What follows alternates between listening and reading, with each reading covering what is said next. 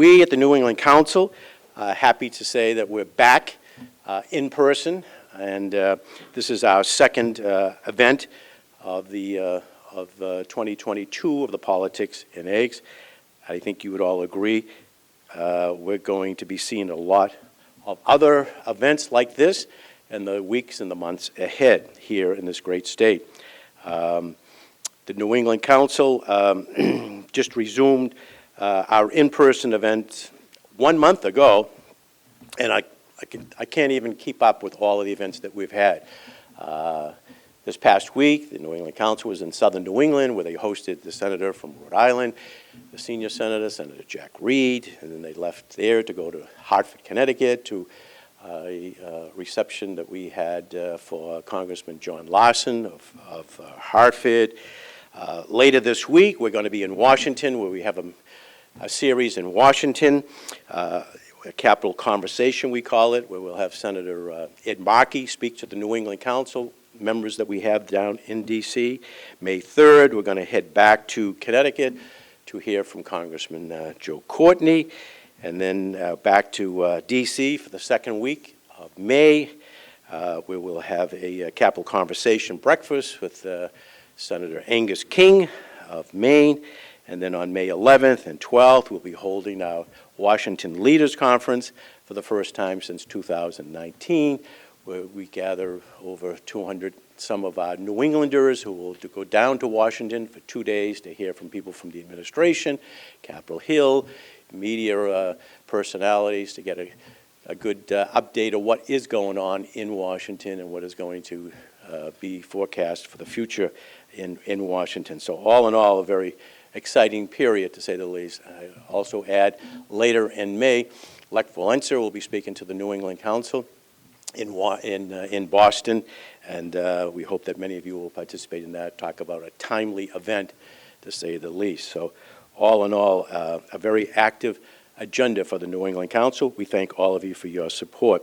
You can find more information for all of these events on our brand new website, newenglandcouncil.com.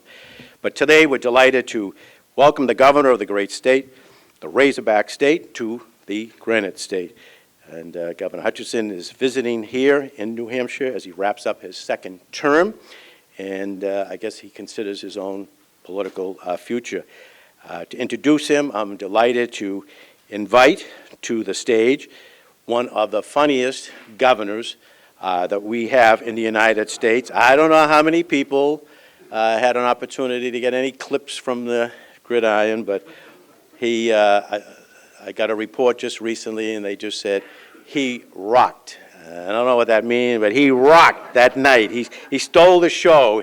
The room was his. So with that, he's also a very serious and thoughtful executive, and obviously well-respected here in our state. So give a warm Politics and Eggs welcome to the governor of this great state, Governor Chris Sununu. All right, good morning. That's quite an intro. It reminded me, we were at, I think we were in Florida for an RGA event, and I was doing a panel discussion with former Education Secretary Betsy DeVos. Glenn Youngkin was there. We were talking about education. Brian Kemp was one of the other governors on the panel. And when they got down to Brian to say something, you know, he's a great governor. And in that Georgia accent, he goes, "You know, I love Governor Sununu. He's like the game show host of governors." And I took that as a compliment. I said, I'll take it. But it is great to be here, and I hope you guys don't mind. Casual Monday for the Gov. I went without the tie. I kept it casual. But I did ask. I knew Governor Hutchinson was coming up, and I did kind of say, hey, I'd love to come and introduce him, because, you know, a lot of you get to see me, and especially as the New England Council and across New Hampshire. But and you heard the stories from time to time, especially during COVID, right? All the governors really, really had to step up as a team. The legislatures kind of disappeared, and even on the national level, you know, we had to work directly with the White House, and it was governors that really stood up. And Republican and Democrat would have our calls about once a week. But then the Republican governors would really come together and say, okay, you know, how are you managing this? How are you managing that? And we just throw ideas on the table, because we were all writing this playbook at the same time. And ASA was such a key, integral part of that. And I got to know Asa, I guess, a little bit before, while I was running, and then obviously when I first became governor. And he's just a guy that will always step up, will always answer the call, will always throw 2 cents of advice your way, and he has an incredible experience. And I got to know over the years, I knew him as governor, but then I started realizing this incredible history. I literally have to write it down because I have to go through it. U.S. Attorney, right? Was a U.S. representative for Arkansas. Was it the 3rd District, if I'm remembering correctly? Chair of the Arkansas GOP, head of the DEA for President George W. Bush, Undersecretary for Homeland Security, and then really in our toughest times of COVID became he was chair of the National Governors Association. So he was really all of the governors' representative to the White House on a national level. But even more impressive than that, he was vice chair while Cuomo was chair. Let me tell you, that was hard. That was crazy. We'd be on these calls and Andrew Cuomo doing whatever Andrew Cuomo does. God figure that out. And Asa was always the rational voice that would come in kind of after that, kind of straighten everything out. And it really was an amazing voice of reason in a time of, it was really tough. It really was. I mean, and what was happening in the South was so different than what was happening in New England, which was so different than that was happening on the West Coast. But Asa, as kind of the leader of the Republican governors and leader of the entire gubernatorial assembly for the country, was just awesome. You knew you had somebody strong, steering the ship with great experience, and what I like to call a great rational conservative, right? Most conservatives are rational, but one of the great ones that leads from a grounding of experience, leads from a grounding of family and faith, and has those guiding principles. Can talk to anyone about any issue because he brings that background to the table, and does it in a way that connects with that empathetic connection that you always want to make, right? You want to talk to someone in a way that you're listening to them. What are their issues, right? As politicians, we tend to talk at people. But Asa is one of those that just, when you have that discussion, he makes the eye contact and you go, wow, he's really listening. You ever have those conversations? You're like, I can't tell if this guy's listening to me. I've been in those, right? But man, you get it. You really do. And you think, here's someone that governs from the grassroots up. And that's what we love in New Hampshire. That's how we do it. Republican or Democrat, you got to govern really from the grassroots up and get those grass tops coalitions moving forward. The other interesting fact, we have a lot in common as well, which I didn't realize. We both had brothers that were elected to the U.S. House of Representatives. We both had brothers that went on to be U.S. senators. We both had brothers that after their first term lost as U.S. senators, and we were both smart enough not to run for the U.S. Senate. So with that, I just want to introduce you to my very good friend, Asa Hutchinson. Gov. Thank you, man. Chris, I think we could spend quite a bit of time talking about brothers in politics. A lot of stories that go with that, but I'm very honored that you're out here today. I count you as a friend among the governors, and for your introduction today, I'm very, very grateful. Governor Sununu is a star among the governors. As chair of the NGA, I get to see all the governors in action, and Chris really has the respect of all the other governors, and I'm very grateful for his friendship and his leadership here. I might add, I'm particularly like what you're doing in housing. Your investment there that's been approved, that affordable housing is something that's challenging for all of America, and you've taken a real lead in that. I'm also appreciative of the New England Council and being able to host this. What a great event for someone from Arkansas. I know someone from Arkansas has been here before, but for anyone who cherishes politics and has a life in politics, this is the place to be, and I'm so honored and excited to be here in New Hampshire today. And you might not realize it, but New Hampshire has shaped my world and really has allowed me to be governor. Now you're going to have to wonder about that, but in 1980, Ronald Reagan was campaigning for president in the Republican primary. He did not do well in Iowa, and he came here to New Hampshire, and there was that televised debate where he said, "Mr. Green, I'm paying for this microphone," and it caught the imagination of people across the country in New Hampshire. and New Hampshire voted for Ronald Reagan that primary, pulled him through. He got elected president, and because he got elected president, I got appointed United States Attorney. And so had New Hampshire not come through for President Reagan, I wouldn't be here today. I wouldn't be governor. So I owe a lot to New Hampshire. You know, if you look back at my time as United States Attorney, I was 31 years of age at the time. And I was the youngest U.S. attorney in the nation. It was such a significant role to play during that time frame. And I thought back in my life, and it all starts with how you grow up. And there's so many comparisons to rural New Hampshire and parts of rural Arkansas. I grew up, my mom and dad had high school education. They didn't go to college. My dad had a farm. He worked hard. And he knew that education was important for his children. And I was the youngest of 6 children. And what an incredible environment to grow up where your parents teach you about the importance of faith and community and making a difference. And as long as God gives you breath in this earth, you're here to try to impact things in a positive way.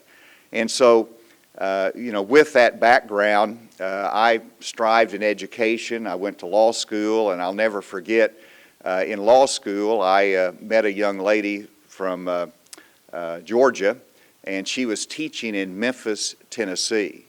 And I had a 1969 Plymouth Valiant, and this was in the days of very high gas prices, similar to where we are right now.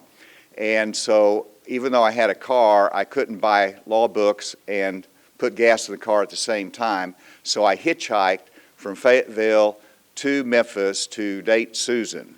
And let me tell you, that was a rocky start, particularly whenever I had to hitchhike over to Georgia to ask permission from her dad to marry his daughter. It was not the best impression in the world. But despite that, we've been married 48 years, and we have 4 children and 6 grandchildren. We're proud of them, and family is important to me. I started my political career, probably get my best start when I was United States Attorney. I left and ran for the U.S. Senate. And I've been state party chairman in Arkansas, so I identify with building a party. We were in a minority status. Bill Clinton was governor of the state when I was chairman, and so we were so much in the minority that we did not have many in the legislature. All of that has shifted, and today we have all Republican senators, congressmen, state constitutional officers, a supermajority in both houses. How did that change come about? I think it was because of fighting the battle for a long time, because our state became more conservative over time. But I like to look at from where I started and to the time that I am governor now, that I have stood consistently for a conservative position, and as the governor said, a common sense conservatism. And I haven't changed my politics through those years, but the politics of America have shifted. And it's become more conservative in our state, and now we're majority Republican. But you might ask the question today, why is a Southern governor coming to New Hampshire? Well, you probably know part of the reason, but whenever I look at America and how long I've been engaged in politics, I am optimistic about our future. But I also believe that we're at a crossroads. I believe that we need to make some course corrections, both in the political world and in America's role in the world. We need to lead, and we need to define our position better.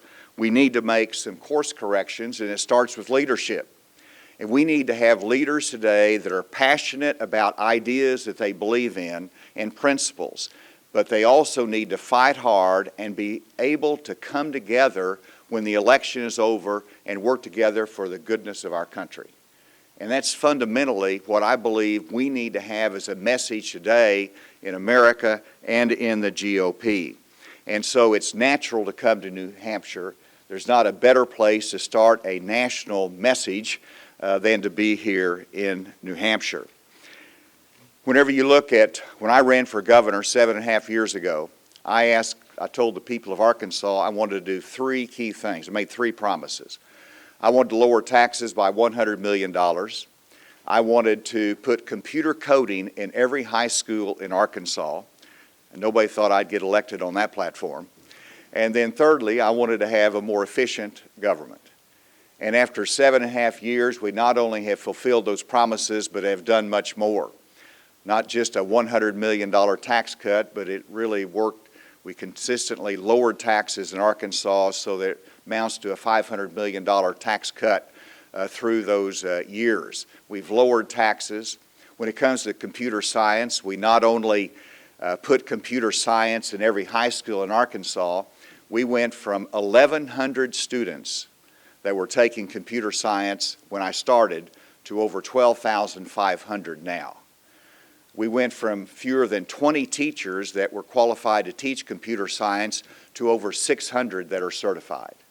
And that's making a difference for our technology companies. It's making a difference for those young people that want to have opportunities in the future that they never dreamed of coming from a rural state.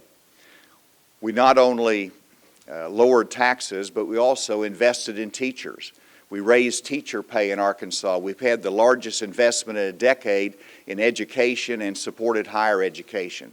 We increased the safety net for those that are struggling through life, and we wanted to make sure that we could help them climb the ladder of success, get a job, get the training that they need.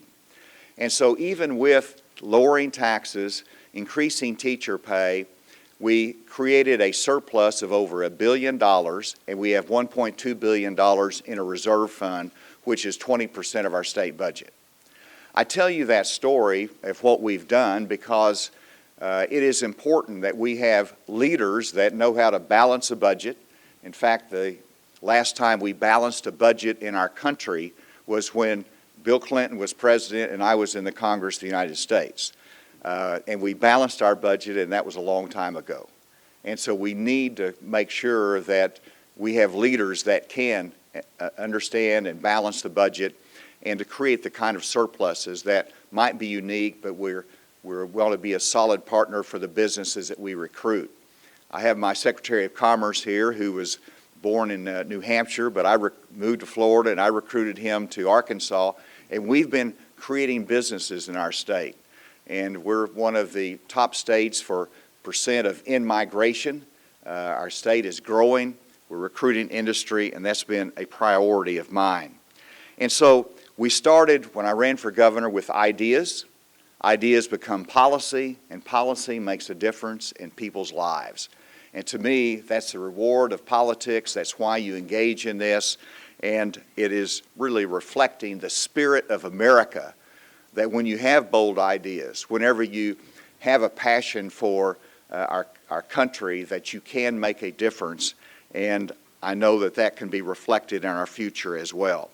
Now let's go to more of the direction of our country for just a moment, and let me talk about a few issues.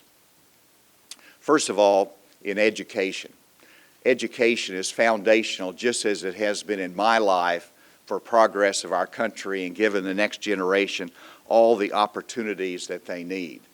And during the pandemic, we realized how important being in the classroom is. We realized how important educators and teachers are every day. And the study just came out that Arkansas was number 2 in the nation among the states in terms of days in the classroom during the pandemic. And I'm very proud of that because it was a priority to keep our classes open. And then in hindsight, from President Biden all the way down, we recognized how important it was to keep those classes open, to have that instruction, because the children struggle without that. We also tried to keep our businesses open, as Governor Sununu did, made it a priority here. And I didn't distinguish between an essential business and a non-essential business. If you have a business and you're providing for families through that business, I believe you're essential. And it's essential to the families that depend upon it. And so we kept them open. But on the terms of education, coming out of the pandemic, parents all of a sudden realize how important it is what's happening to their children. And so they became more engaged in the classroom. And that is a good thing. They became more engaged in what's happening with their school board and their schools and what their children are being taught. And we need to embrace that and not resist it. And so we want to make sure that education is reflecting the values and doesn't undermine the values of the parents. But you know, whenever you look at some of the influences over education, I think it is right that we don't let corporate America dictate political ideology to those that are representing the people that they represent and the direction of our country. But at the same time, whenever we disagree, we should not, as a state, use punitive action to go after them. And I think that's important for us because that's called the restraint of government. And as Republicans, let's change things through ideas and through the process that we believe in democracy. Let's not use the state as a tool to punish businesses and those that make different decisions. I think that's important as you look at a Republican philosophy and the restraint of government. We also have to deal with inflation today. And whenever you look at families in New Hampshire putting gas in their car and the cost of fuel, it's a concern. How did we get here with this high cost of inflation that's undermining our paychecks? And the answer is we're spending a lot of money. We're spending a lot of money, more than we ever have. Much of it was needed during the pandemic, but there has to be an end to vast amounts of federal money coming in to pull us out of the pandemic because we are recovering and we have recovered from an economic standpoint. This last week, the White House called me and wanted me to accept another $143 million of social spending relief for our state. And I told the White House that we haven't spent the money you sent us to begin with yet. And they said, yes, but you need this. I said, no, we don't. And so I turned down $143 million of federal money because we don't need it. We are back to a pre-pandemic employment level, and we have our sufficient social network and safety net for them. Spending is a challenge for us, but it's also about what do we need to do to get our supply chain moving again. And the supply chain, it hurts us as well, drives up the cost. We're too dependent upon China. We're too dependent upon manufacturers that go overseas. We need to bring more manufacturing back to the United States of America. And part of that is what we've done in Arkansas. I'm very proud of the fact that we recruited U.S. Steel that's building their latest technologically advanced steel mill in eastern Arkansas right on the Mississippi River. It's a $3 billion investment. It is going to create 900 jobs that pay an average of $100,000 apiece. That's an extraordinary investment. And why did they come to Arkansas? Because we are encouraging steel production, and we still believe that people can make things in the United States of America. We're good at making things in Arkansas, and we want to be able to return that manufacturing, whether it is in steel or whether it is in other products and medical supplies that we need. You're good at building things in New Hampshire. We need to return more of that capacity here back to the United States, and that helps us with our supply chain, makes us not dependent upon foreign sources to the same extent. So Arkansas soon will surpass Pennsylvania as the leading steel producing state in the United States. And I'm proud of that fact, and it is good for America. And the same thing is true with energy. We should not be dependent upon our energy sources from Venezuela, from Saudi Arabia, or from Russia. We have to be energy independent. We have done it before. We've got to do it again. And all that's about the supply chain that will help us to control those costs. We have a challenge today in America with violent crime that impacts our families. And I have a little bit of experience as a former United States attorney. I believe that the rule of law is what separates us from the rest of the world. Our justice system, the fact that you can count on the rule of law to work in our country. and we have to be able to enforce the law and to keep our families safe.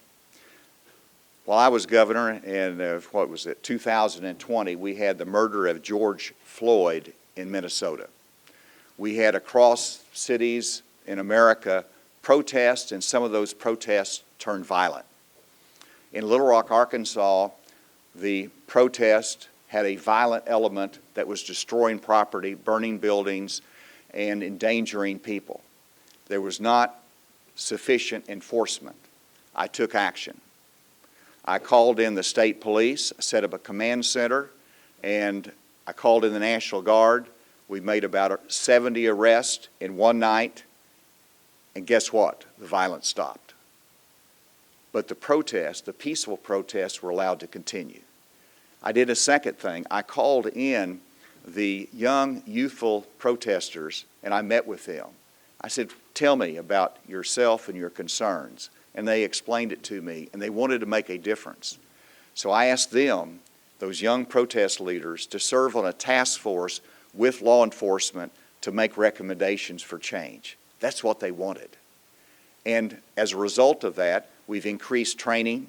We have improved their equipment, body cameras in some instances, and we have raised the salaries of law enforcement officers in our state. And in fact, we just passed a one-time bonus for every certified law enforcement officer in Arkansas of $5,000 each, just to show them we support them. But to me, there's two fundamental points here. One, the rule of law matters in America, and we have to enforce the law. We cannot disintegrate into anarchy and violence in our cities. And secondly, we have to be able to listen to one another. And we listen to one another. We're not dividing, but we're bringing people together. And to me, that is critically important. We have the 2022 elections coming up. Well, I want to make a difference in those elections just like you do. And so in 2022, we need leaders who are problem solvers and not simply chaos creators. We need problem solvers and not chaos creators.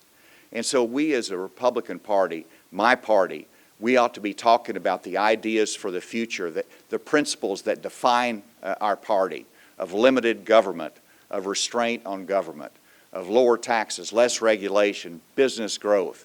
We believe that the private sector ought to be growing faster than the government sector. We ought to be addressing the challenges that we see from inflation to crime to improving education. This is what America needs to be hearing. And yes, 2022 election is not going to be complete without a debate as to America's role in world affairs. What we've seen in Ukraine has changed everything dramatically. When you have families that go home at night and they not only worry about gasoline prices, but they also are asking two questions about Ukraine. Are we doing enough? Do we need to do more as a country? Because it rips at the heart of all of us to see a sovereign country attacked by an autocrat dictator from Russia that's killing people without any mercy. And so, yes, I believe that we ought to stand with Ukraine. I believe that we need to support them. We need to be aggressive. We need to be quick. And we need to make sure that America can lead. And when it comes to Ukraine, I believe it is very, very important that we do not let Russia and Mr. Putin dictate U.S. policy as to how we are going to help defend Ukraine. Ukraine needs to be defended. We need to stand with Ukraine, and we should not be letting Russia dictate the terms of our engagement there. Certainly we need to be wise about it, but we need to act quickly and we need to be forceful in our engagement there. I'm going to be traveling across the country in 2022, trying to help our candidates by showing an example of leadership that addresses challenges and problems that we face, and talking about the ideas and principles that we believe in our party. And I think leadership does make a difference every day, and the role of the world is incredible. When I was at the DEA in the Bush administration, one of my first visits, it's almost mandatory for a new DEA administrator to go to Mexico City. And this is during the time, and they're still active, but the cartels, and particularly the Ariana Felix cartel that controlled the Tijuana Plaza coming into the United States. Violent, killing people unmercifully, causing incredible damage in Mexico and the United States. And I went there to Mexico City, and I had a news conference, and the Mexican is room about this size with all the media there, and they were peppering me with questions. And they were saying, what do you want? What does the United States want Mexico to do in the fight against drugs? And I said, I didn't come down here to tell you what to do. You're a sovereign country. You can make your decisions. We want to support you in that. They kept pushing and pushing and pushing, and finally I just said, all right, I want the government of Mexico to get the Ariana Felix brothers, Benjamin and Ramon Ariana Felix, and I don't care whether you get them dead or alive. That might have been a little bit of a strong statement at that moment in time since I was in Mexico City. I left, I came back to the United States. Within 30 days, the government of Mexico had captured Benjamin, and Ramon, his brother, had been killed. The Attorney General, John Ashcroft, loved to go across America and say, I sent Asa down there to Mexico, and he told them he wanted the Ariana Felix brothers dead or alive, and they gave him one of each. America makes a difference in our leadership role, and we can lead, but we lead out of goodness. We lead because of our history of loving freedom, and because we want to be an influence that helps people across the globe. And that applies to our own safety as well. When you look at the southern border, you bet we need to protect it.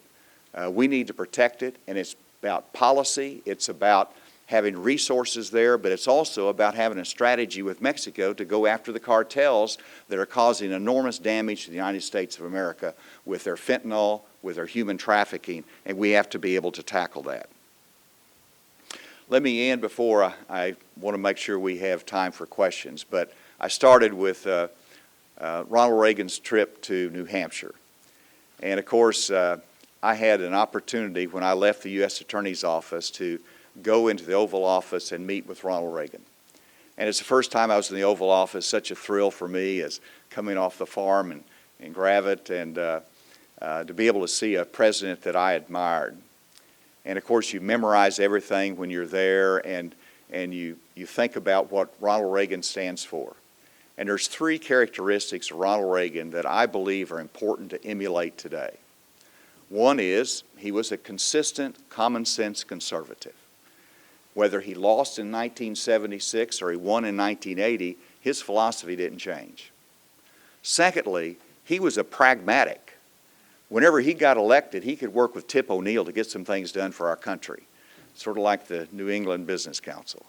And it was successful because of that.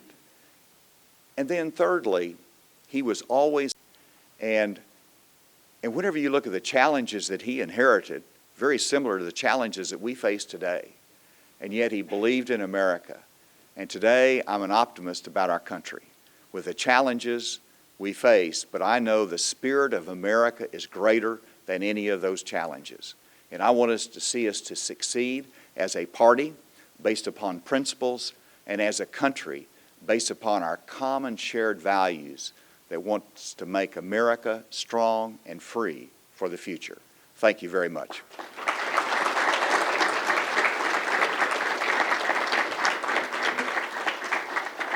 So we have time for a few questions for the governor.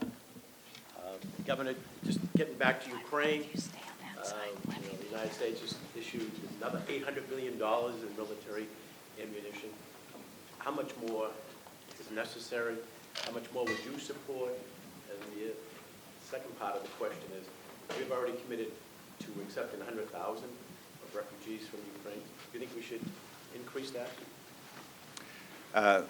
Yes and yes. First of all, the Ukraine refugees will naturally go to much of Europe, and they want to return to their country, and that's an easy place to do it. But there are Ukrainians that have relatives in the United States. We ought to accept those that need to flee from that safety. So Our doors should be open to Ukrainians that have no other option there. In terms of our support for Zelensky and Ukraine, we need to give them what's needed. We need to give them what's needed to win. To win. It's not enough for a stalemate. We don't want to end this with Russia gaining territory. I was pleased with Secretary Blinken saying that we want to weaken Russia's military strength from this. That's a much more aggressive position than we've taken before, and I support that. This administration has really done a good job in bringing Europe together to support our mission there and to protect Ukraine. They recognize what's at risk to them. We've just moved slower than we would like, and I wish we would have had this view of recognizing that the risk to the rest of Europe and the world early on, and we could have got more in there more quickly. It would have saved more lives. But we need to back them up, and let me emphasize that we cannot let Russia dictate our terms of engagement. They've tried to threaten us that if you go too far, we're going to take it a step and escalate. We can't be cowed by them. We have to stand firm and determine our own mission there and how we're going to define it and how we're going to support Ukraine. Questions? You mentioned about the border, big issue with an awful lot of people. Your thoughts on how the administration has handled the border situation? Poorly. It's made mistake after mistake. First of all, I know Central America, I know Mexico, and whenever you put the welcome mat out, they're going to come. And we want to accept those that have legitimate asylum claims, but we have to be able to process those asylum claims on the Mexico side. That's what was done during the Trump administration under Title 42. The Biden administration made a mistake in trying to lift it, and even though the court reimposed it, it was too late because the message had already been sent. And then once again, they want to lift it while they want to fight to keep the public health requirements in our airlines and our transportation systems. They want to lift it in terms of our border security. So it seems very inconsistent to me, but most importantly, we cannot lift Title 42, which allows us to process them on the Mexican side, and it slows that down and gives us better control over the border. We can't lift that unless there is an alternative that gives us that same level of protection. We've got to be able to address that. It's a there's many different prongs to the challenge that we face there, but it can be fixed. We've proven that in the past, even though it's always a challenge, but it's going to take a consistent message that our border is not open. Hi. Your record on transgender kind of youth stuff is pretty nuanced.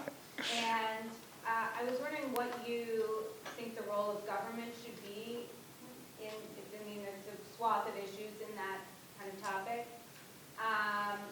And also whether you think this is a good kind of culture war battle for Republicans to wage. Will it help them? Will it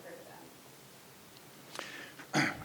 Well, first of all, I appreciate you recognizing that position can be nuanced.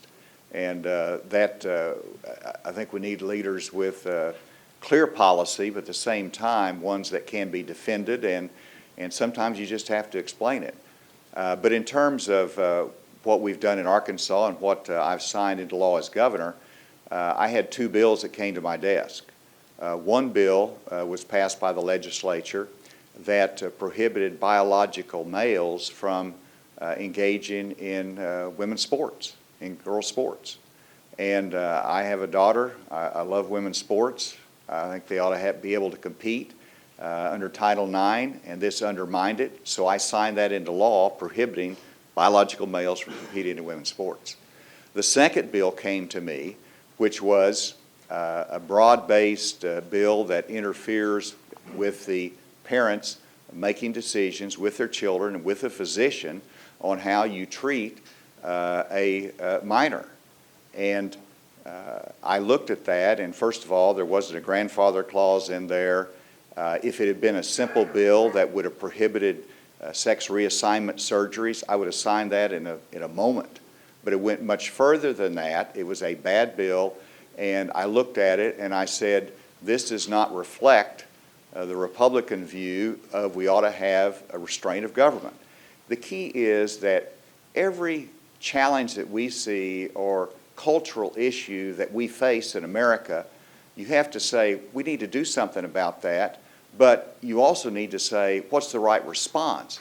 Is it the family? Is it the school board? Do we need to pass a law that addresses this sensitive issue? And I think those are questions. That's what a common sense restraint of government debate should be about. And I made the decision that bill went too far. I vetoed it. They overrode that veto. So it is a little bit nuanced. You mentioned the cultural war. I don't like the idea of passing bills in a cultural war so we can fire up our base. That, to me, is not the way I conduct politics. I want to talk about how we can restrain government and how we can lower taxes and we grow our economy. We can handle inflation. And so every battle and defining point doesn't have to be a cultural war response. Other questions? I really appreciated all your comments, but I've got to tell you frankly that I'm really so saddened and scared about what's happening in this country, probably as scared as I was back in the 60s when I grew up. I mean, could you give me any sense of optimism that we could turn this around so reasonable people who may violently disagree about certain issues could come together and, as you said, come up with some compromise and show some leadership? Because I don't see that, from voter suppression on and on and on. And I think we're losing control, and I'm wondering if you give me any sense of optimism as we leave today. Thank you. Well, as long as we have New Hampshire politics, there's going to be excitement, there's going to be disagreement, and that's the nature of it. And so we have to recognize that, and there's differences of views.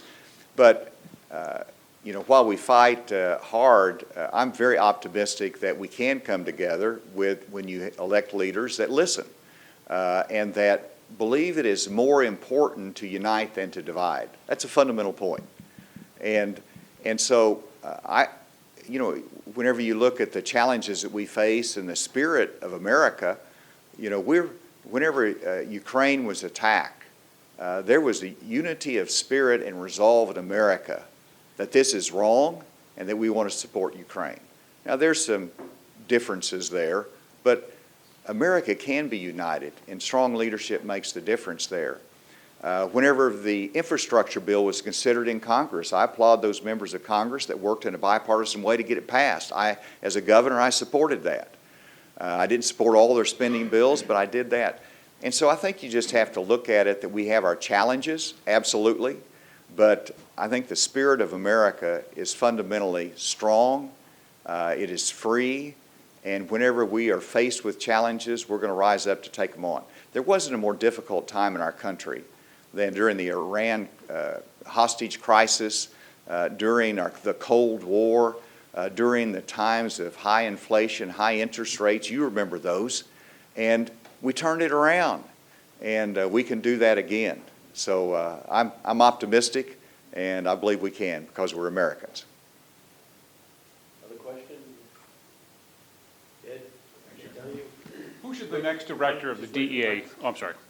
Thanks for being here, Governor. Who should the next director of the DEA go after to stem the fentanyl crisis? The Mexicans or the Chinese, or please expound.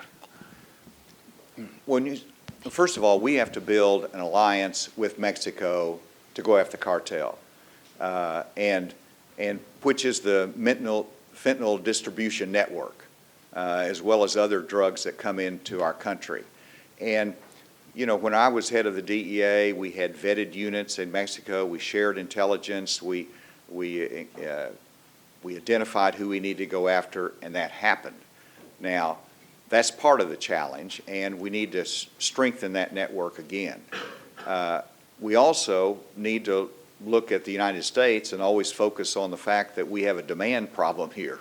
And we need to have education, we need to have our recovery efforts that we invest in. I know Governor Sununu has done that, and that's what saves lives, but it also reduces that demand that comes from Mexico. And you're right, some of the chemicals come from China.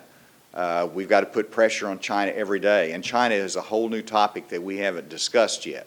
It's probably one of the most important issues that we face as a country, not just dealing with Russia, but how we're going to address China into the future, the second largest economy in the world. But we have to put constraints on some of the unregulated chemicals that are such a danger to America that's coming from China into Mexico and up that southwest border. So that's the DEA obviously has a critical role in that. They always have, and we need to get back to the basics there. Maybe put your political hat on. There are a lot of governors, Republican governors that are up for re-election, Ohio, Georgia. Can you give us a little capsule of how you think they're doing and how successful they're going to be? Just a couple of them, and I'd love to hear Governor Sununu's comments on this. But first of all, Brian Kemp deserves to win re-election in Georgia, and he should win re-election in Georgia. Very proud of his integrity, how he's handled himself. He's got a tough opponent that President Trump endorsed, but Brian is leading in the polls, and I expect him to win. Whenever you look at, give me another state. Ohio, you've got a Senate race there and a governor's race there, and this is an example of where this is one of the risks. I mean, I can't predict who's going to win. I think we can keep the governorship there, absolutely. But whenever you have a divisive primary, you've got to be able to come together after it, or it's going to cost you in the general election. And so that's a risk to us this year. Is creating chaos through the primary that we can't remedy quick enough. And so, whenever you look at those states, we got an open race in Arizona, both the Senate a contested race, but Governor Ducey's not running for re-election. I think you're going to have a very exciting race there, but there's a number of candidates, and I can't predict the winner there, but I do believe that you'll see Republicans maintain a significant majority of governorships this year across the country, and I do believe that we were going to win the Senate back. I don't think that whenever we win, it doesn't mean that all is right in the world. We still got our challenges, but it's really going to be, as America wants, a check and balance on this administration, and I think that's important, and I think America sees that. So I think we will maintain that control. You all are a terrific audience today. Thank you for hosting this. It's great to be with you. I hope I can come back to New Hampshire again. Thank you.